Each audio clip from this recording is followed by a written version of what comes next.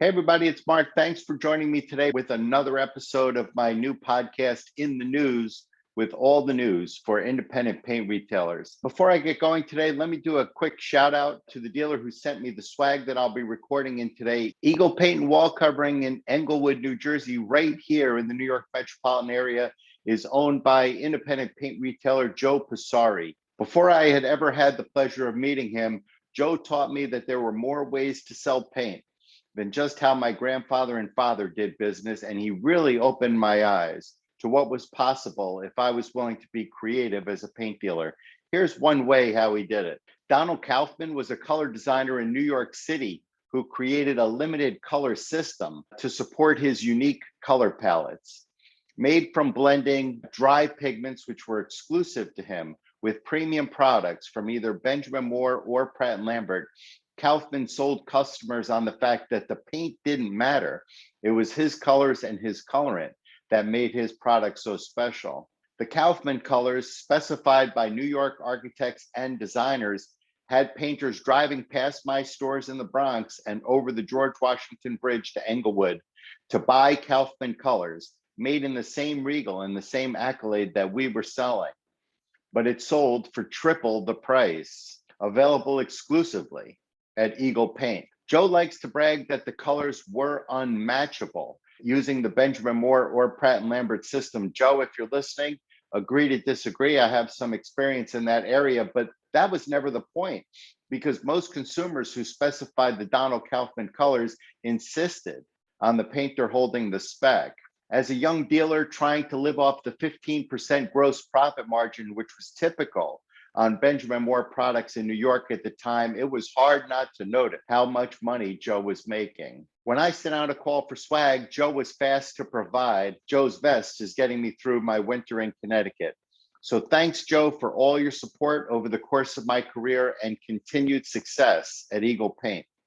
One more thought before I get on to the news. I often get asked what it takes to put these in the news podcasts together for dealers.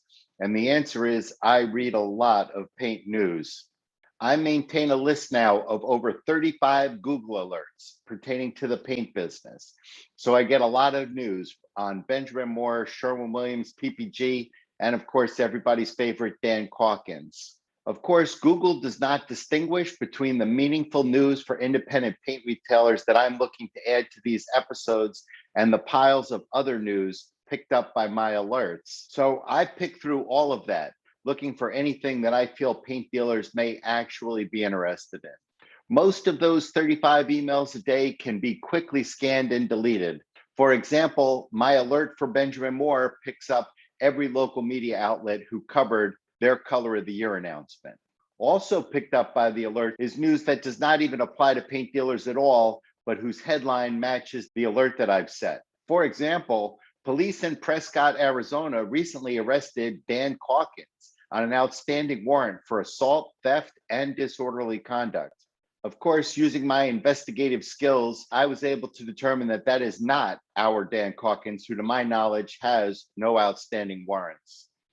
Though, if it ever becomes illegal to tell paint dealers there will not be a price increase in 2021 while implementing de facto price increases by taking away existing order size and other promotional discounts, then the real Dan Calkins is going to need a lawyer. In another story, a bird flew into the open passenger window of a Sherwin-Williams tractor trailer traveling west on Route 81 through Pennsylvania, causing the driver to lose control of the truck.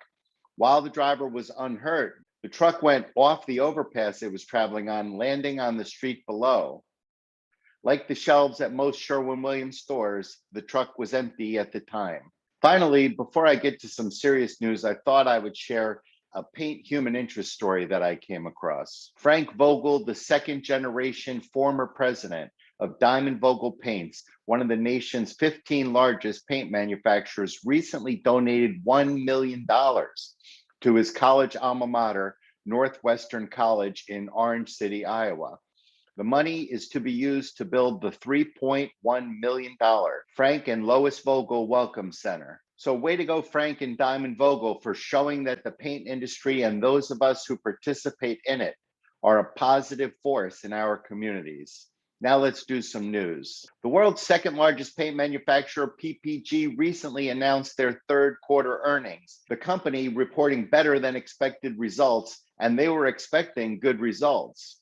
Revenue for the quarter came in at $4.39 billion, up from $3.69 billion for the same period a year ago, the nearly 20% increase, well in excess of the $4.5 billion that the company had forecast for themselves. Despite the sales increase, news from the Pittsburgh-based manufacturer was not all good, with net income reported at $344 million. That's down from $442 million the same quarter the previous year. Company chairman and CEO Michael McGarry blamed the earnings drop on supply chain interruptions, which worsened during the quarter as various commodity and component shortages restricted our manufacturing output. McGarry went on to share additionally that while overall demand remained robust during the quarter, these increased disruptions prevented us from completely fulfilling our strong order books. So PPG is telling us with this report that demand remains high for coatings in the United States, but that shortages remain a problem for the industry, with PPG not being able to receive enough raw materials to manufacture the paint they need to meet current demand. Moving on, in previous episodes of In the News, I reported that both Benjamin Moore and Worcester had made significant investments to increase their manufacturing capability. The company's expecting high demand for their products for the foreseeable future. Also expecting high demand for coatings for the foreseeable future, paint manufacturer Diamond-Vogel announced that they were beginning construction on a $15 million innovation center. The Diamond-Vogel Innovation Center will add 36,000 square feet of state-of-the-art laboratory space to the campus of the paint manufacturer's Orange City, Iowa headquarters. The Innovation Center will make room for an additional 60 researchers and chemists to work developing and advancing Diamond-Vogel's lines of paint. While the Diamond-Vogel brand of paint may not be well known among independents, the company's line of professional and industrial stains and lacquers, Old Masters, is well known throughout the channel. Company president and CEO Jeff Powell, a regular guest on my podcast, said the Innovation Center fulfills the need for additional effective and efficient space to continue to explore cutting-edge advancements in paint and coating technologies for our customers. In addition, the Innovation Center will provide the capacity to meet our current and future strategic objectives. The Innovation Center should be completed during 2022. European paint maker Hempel announced recently the return of their brand Jones Blair to the industrial market here in North America. The Jones Blair brand should be familiar to dealers who sell into the industrial space, but when Hempel purchased the company in 2005, Jones Blair products were integrated into the regular Hempel line. But the Jones Blair line was widely specified in the industrial segment where their products were known for high performance, high gloss, and corrosion resistance. Dealers who sell industrial, particularly in the Gulf Coast region, can expect additional competition from this brand, which is well known in the space. Also announcing earnings recently, the world's largest paint maker, Sherwin-Williams, recently reported their third quarter earnings. The company reported sales of $5.15 billion for the quarter, a paltry 0.5% increase over 2020 results for the same period of time. In addition to the very small increase in sales, the paint maker reported a decrease in their EBITDA, which is their earnings before interest, taxes, depreciation, and amortization.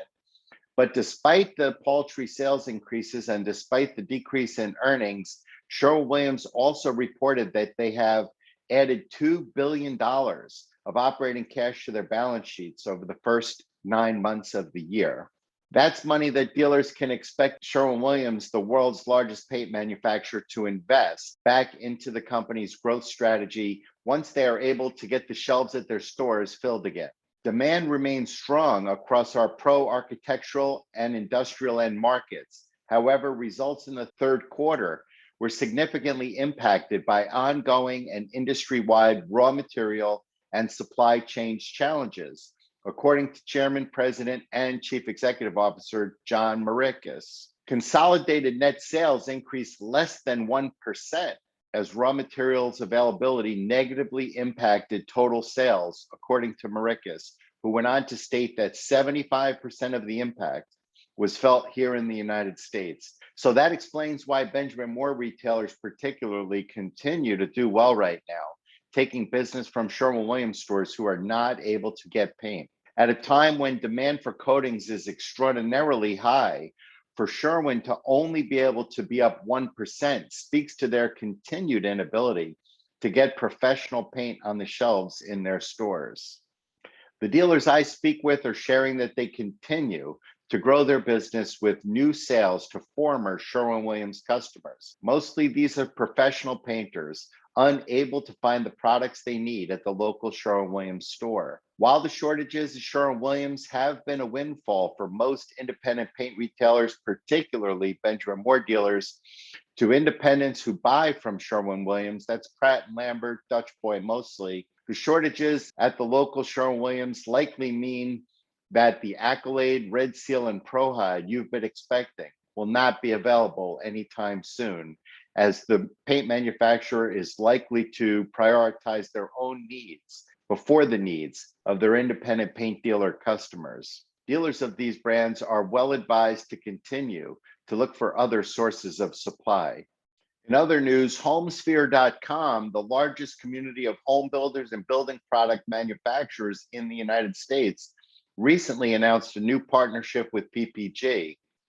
Home builders can now access significant rebates on PPG paints through myhomesphere.com, the company's rebate management program available to all builders who sign up. The platform enables home builders to select product and track rebates from PPG, which can also be bundled with rebates from more than 1,500 other building product manufacturers already available on the HomeSphere platform. With material shortages making brands less important and ability to fulfill what's needed to make the sale, builders and professional painters find themselves needing to do more research to find what they need.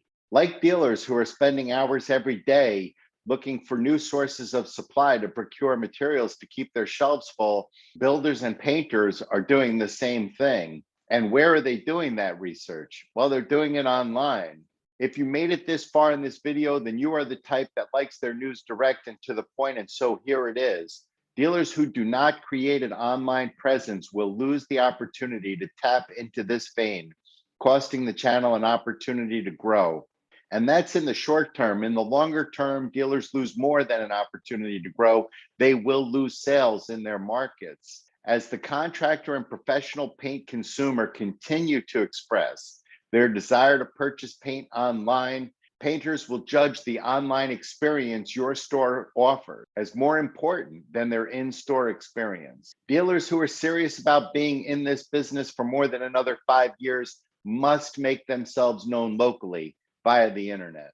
For those who don't mind the sales pitch at the end of the news, if you want to know what I'm doing to help dealers establish themselves online, as well as what I'm doing to create a digital infrastructure for a modern independent paint retailer, text me at 914-584-5889 and let's set up a time to chat. I don't do small changes. I'm planning on making a big difference for independent paint dealers. That's it for this episode. Thank you for joining me. I'm Mark Lipton, and that was In the News.